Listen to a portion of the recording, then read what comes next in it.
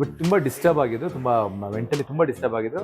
ಬಹುಶಃ ಆ ಒಂದು ಮೈಂಡ್ ಸೆಟ್ಟು ಅವ್ರು ಇದ್ದಿದ್ದವಾಗ ನನ್ನ ಸಾವು ಬಯಸ್ತಾನಲ್ಲ ಶತ್ರು, ಅವನಿಗೂ ಬೇಡ ಅಷ್ಟು ಒಂದು ಮೆಂಟಲಿ ಡಿಸ್ಟರ್ಬ್ ಆಗಿದ್ರು. ಬಟ್ ನಮ್ಮ ಯಾರ್ದು ಹೇಳ್ಕೊತಿರಲಿಲ್ಲ ಅಷ್ಟು ಡಿಸ್ಟರ್ಬೆನ್ಸ್ನ, ಬಿಕಾಸ್ ಆಗಲೂ ಕೂಡ ನಗ್ನಗ್ತಾ ಚೆನ್ನಾಗಿ ಮಾತಾಡಿಸಿ. ತುಂಬ ಪೇಯ್ನ್ ಇತ್ತು ಅವ್ರಿಗೆ, ಬ್ಯಾಕ್ ಪೇಯ್ನ್ ಇತ್ತು, ತುಂಬ ಒಂಥರ physically was very weak. But still ಅವರು ಹಿ ಗೇವ್ ಇಸ್ ಬೆಸ್ಟ್. ಅಂದರೆ ಆ ಒಂದು ಪರ್ಟಿಕ್ಯುಲರ್ ಸೀಕ್ವೆನ್ಸ್ ಏನು ಬೇಕಾಗಿತ್ತು ಮಾಡಿ, ಬಟ್ ನಮ್ಗೆ ಕಾಣಿಸ್ತಿತ್ತು ಆ ಸೀಕ್ವೆನ್ಸ್ ಮಾಡಿ ಕಟ್ ಅಂದ ತಕ್ಷಣ ಮನುಷ್ಯ ಸ್ವಿಚ್ ಆಫ್ ಆಗಿಬಿಡೋರು, ಮತ್ತೆ ಅಂದರೆ ಫುಲ್ ಇದಾಗೋರು. ಬಟ್ ಅದೇ ಹೇಳಿಲ್ವ, ಆ ಒಂದು ಮೈಂಡ್ ಸೆಟ್ ನಿಜವಾಗ್ಲೂ ನಮ್ಮ ಸಾವು ಬಯಸುವಂಥ ಶತ್ರು ಕೂಡ ಬರುತ್ತೆ.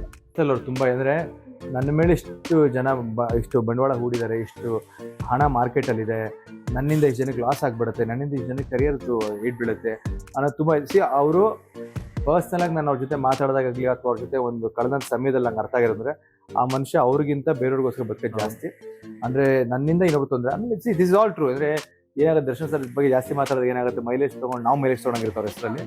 ಬಟ್ ಇದು ನಮ್ಮ ಒಂದು whatever honest opinions to give you the reality check what we face.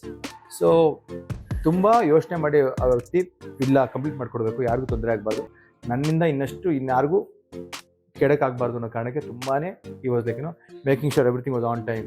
Shoot ಎಲ್ಲ ಮಾಡಿಕೊಟ್ಟು ಅವ್ರಿಗೆ ಏನೇ ಬಾಡಿ ಪೇನ್ ಇರಲಿ, ಮೆಂಟಲ್ ಸ್ಟ್ರೆಸ್ ಇರಲಿ ಅಥವಾ ಪಾಪ ಮತ್ತಿನ್ನೇನೋ ಇರಲಿ, ಎಲ್ಲ ಬಿಟ್ಟು ಬಂದು ಕೆಲಸ ಮಾಡೋದು.